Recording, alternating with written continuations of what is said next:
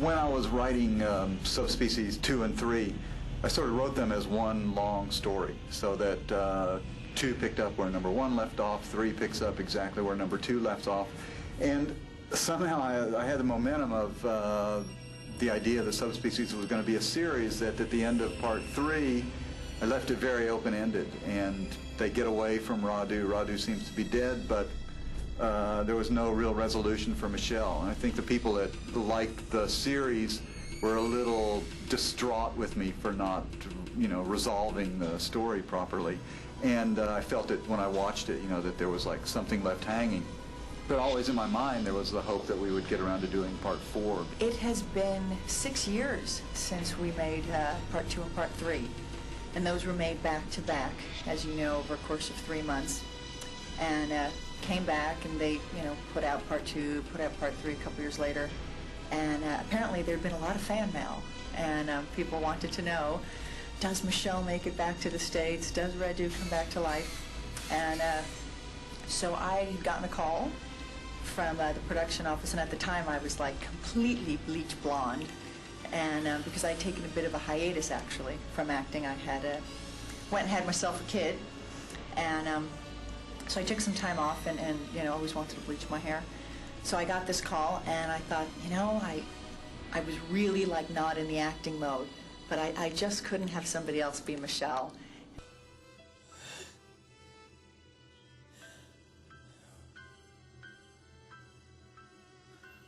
This poor child has been ravaged by a vampire. A vampire? I started out with a script that was going to pick up right where number 3 left off and carry on with the story of Michelle and Rebecca, Michelle's sister, and Mel Thompson from the U.S. Embassy. Wrote a script that in which they took Michelle to a clinic and tried to cure her of her vampirism, either through blood transfusions or whatever kind of nutty Romanian scientific technology might exist at the time. Wrote that script, and then when we set about trying to get everybody back together again, and Honest got aboard really fast. Denise really wanted to do it. Melanie was kind of busy with her own career at the moment, and Kevin suddenly got a soap opera and couldn't do it. So I kind of went back to Charlie and said, you know what, maybe we've got to rethink this, because I couldn't really see continuing the series without the same actors. So we went back to an idea that we had always kind of played with when we were shooting Subspecies 2 and 3, when I'd be sort of pissed off at everybody, and I'd say, you know what, in Subspecies 4, you guys are going to die in a car wreck.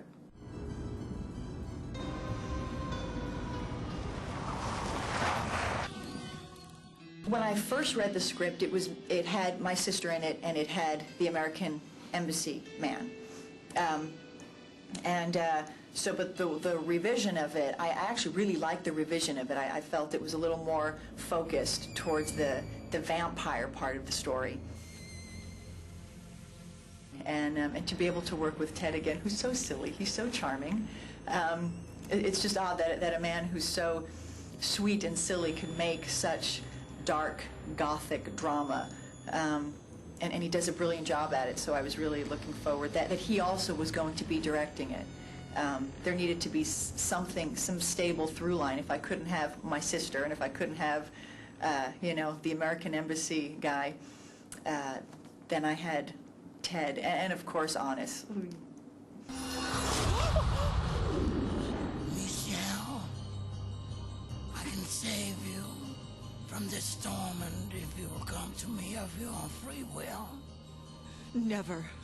It was interesting because bringing Honest back and Denise back, they kind of already are their characters, and it's a matter of really getting Honest kind of back into the bitter sickness of that character, and Denise trying to get her down into that place in her, which is that dying to escape from this evil that's like kind of growing within her. And so with Denise, it's like a more emotional kind of battle for her to kind of get to that place, because she's basically really kind of peppy and happy and likes to enjoy her daily life, and then to reach in to find that place of tragedy. It's like a real, it's a big stretch for her.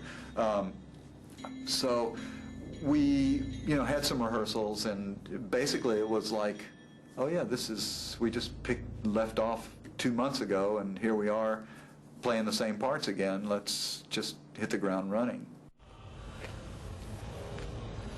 Now, prove yourself, Leslie. Let there be a bloodbath.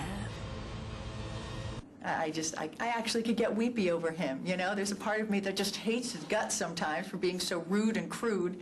And yet, the admiration and love that I have for him as an artist and as a friend and someone who's like there for you, it is just huge. He has amazing natural instincts. And, no, he doesn't, he's not one of these actors that has to go and make a tomb of character notes.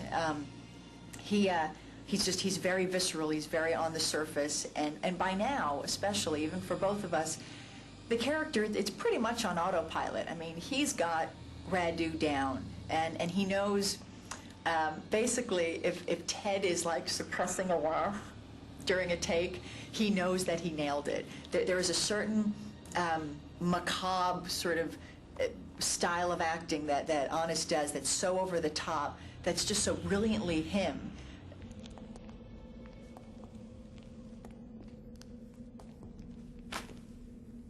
And you should fear me too.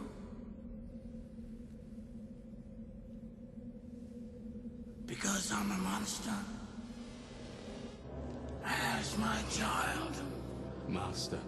When I wrote Vampire Journals, I sort of included, just in kind of a line of dialogue, that Ash, the music-loving vampire, is descended from Radu of Transylvania, just because I wanted to begin to create that connection between all of these vampire stories. Drink blood with us.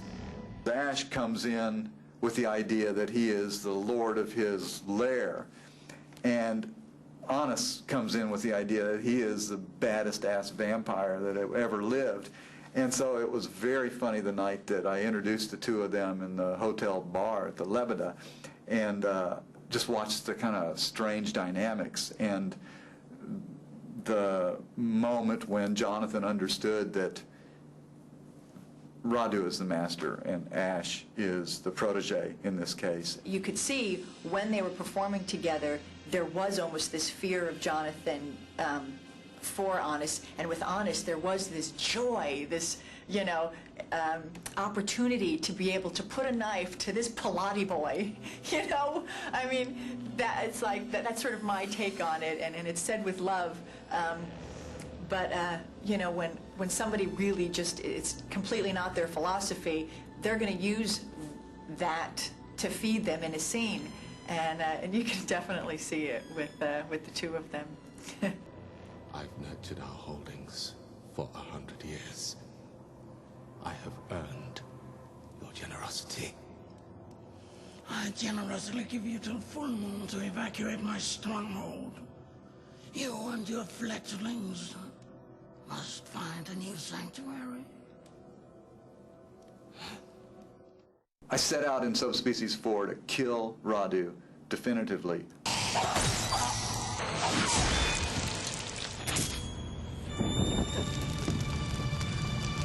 So that people who have watched this series up till now will feel some sense of closure for Denise, for Radu, and it's over. But Radu always manages to survive. I don't know how he's going to survive this one. I really have not the slightest idea. There are drips of it. I mean, please, my daughter asked, what's that subspecies? And I tell her, it helps put Radu back together. And so, for the last couple weeks, I've been playing Let's Put Radu Back Together. And she's made the Tyrannosaurus Rex eat him. We've had, Willie the orca whale eat him. But that subspecies keeps putting him together. And if my 3-year-old can make that happen, then, the 30-year-old engineers who are doing the special effects can definitely do it. When I think of subspecies, I think of Romania, castles, Transylvania, darkness, spending long nights on the streets of Bucharest, shadows flying over historic buildings. I am proud that of all the girls that they saw 7 years ago, that I got this. And I had no idea that it was going to be such a well-received cult. As I was killing him in this movie, I thought, die, you bastard. This is the end of this series. Having finished it, and missing Honest a little bit because he lives in Denmark and we just talk by phone, and missing Denise because she lives in LA but we still just talk by phone, and missing Romania and missing Adolfo, I don't know, I think maybe he could come back.